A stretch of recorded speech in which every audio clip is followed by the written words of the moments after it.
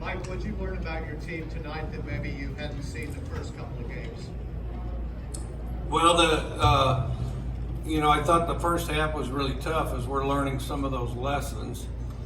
I felt like it was like swimming in quicksand the first half. I thought that, as a team, you'll learn a lot and develop a lot along the way. One was playing on the road in a place, because you got to deal with the distractions and the transition. So it was a particularly long trip in a very impressive stadium that they'll get to see on TV. So I thought there was some adjustment there. I thought we played frantic the first half, both offensively and defensively. Then when we settled in, I thought we played well the second half, and then wish we played the whole game like that. But again, that's part of the process to develop as a team. And then, the other thing, we played from behind and came back and won. And and I thought we were playing our best football at the end. And just from for the sake of our team development standpoint, and as we were improving and because as a coach, I always look at it. How much better can you get in the increment of a week? I almost wish we had another a fifth quarter, because I thought we had more work to do and could have grown a little bit more. But University of Houston's a great team. They're very fast. They always are, and I think a great coaching staff. I mean, because I've dealt with and worked with half of them, and so anyways, it was a great challenge, and I was proud of our guys. For being tough enough to win it. Mike, your relationship with Dana goes back almost 30 years. The legend goes that you and Hal invented the air raid offense on some diner napkins at Dickey's Prairie Home. What can you tell me about that? That's really not true. It's more, there were a lot, that time, in that time, there was a lot of great passing stuff going on. Brigham Young University was throwing it like crazy with Lavelle Edwards, Jack Elway, who was working with Mike Price and Dennis Erickson, had this great three-step game. Don Reed at Montana was doing some great things as far as throwing the ball. The run and shoot, was really coming into play, and then some other schemes in between. And so there was a lot to look at, a lot to borrow from, to the point where there was more than you could ever possibly package up and run. And I thought, and our thing was to search for plays that attacked the whole field and in a workable form where you could run it, and not have too many plays. If you had a play, subtract a play type of thing. And but there were a lot of great influences at that time, and yeah, we did draw on napkins at Dickey's Prairie Home, and there was another place, a more formal place.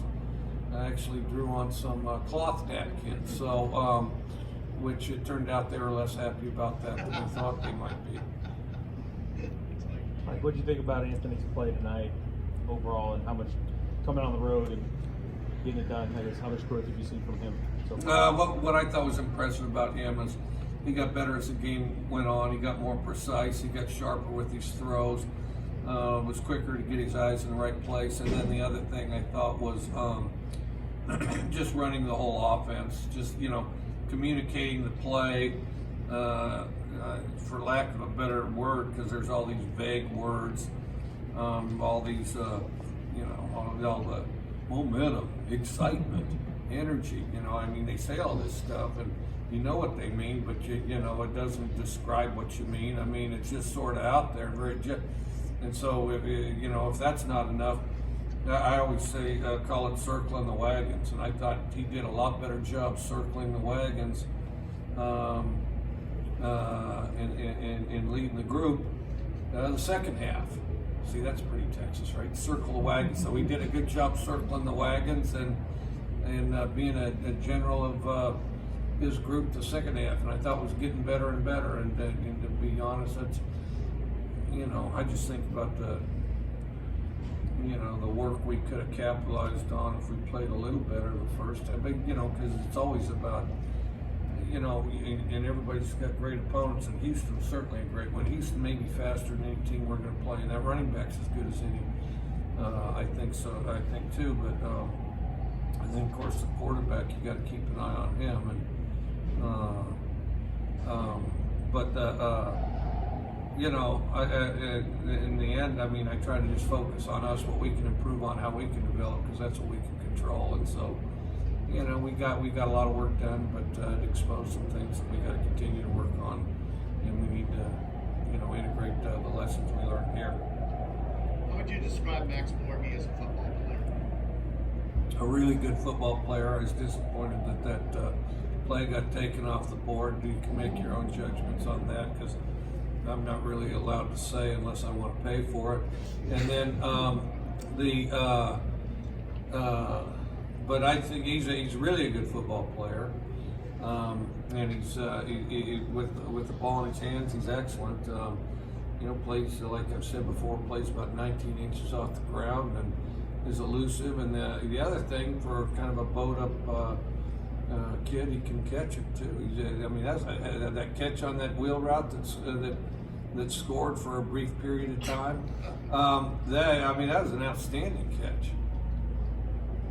Did you guys change anything strategically on defense after halftime, or was it more just guys doing their job? Yeah, it's more just doing their job, getting used to the speed. And, you know, again, everybody was highly motivated. Everybody wanted to show out and do extremely well. And, you know, everybody's trying to make a super play on each play, and that existed some on offense too. I thought that, you know, Gordon would bail us out of a couple of them, and then of course he had his own issues. And then,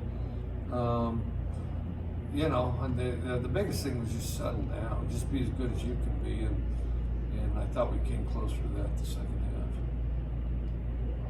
What do you attribute for all the penalties?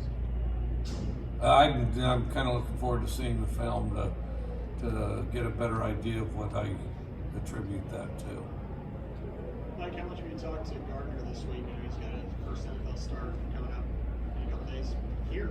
Well, we I text him back and forth some, but I know he's getting flooded. You know, he has a bunch of texts, I'm sure, from Washington, the guys he played with, California, because a whole bunch of guys on our team from California, and Mississippi. I'm sure the state of Mississippi's really excited about what he's doing. So I know he's got his he's up to his ears in texts.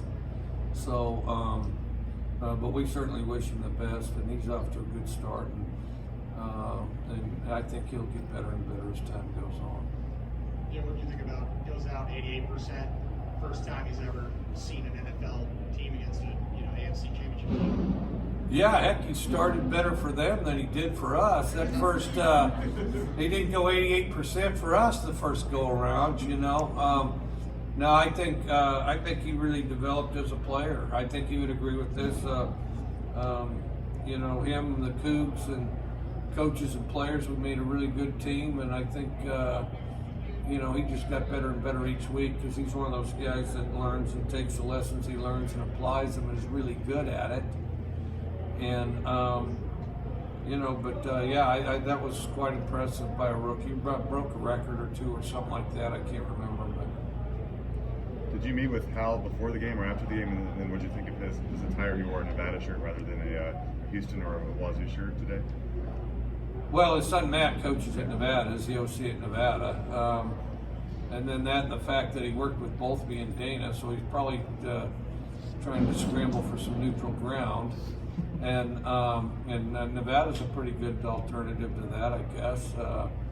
You know, not red, but blue, you know. And then I think that, no, he kind of wandered through the, you know, the hotel some. And anyway, so it's good to see him.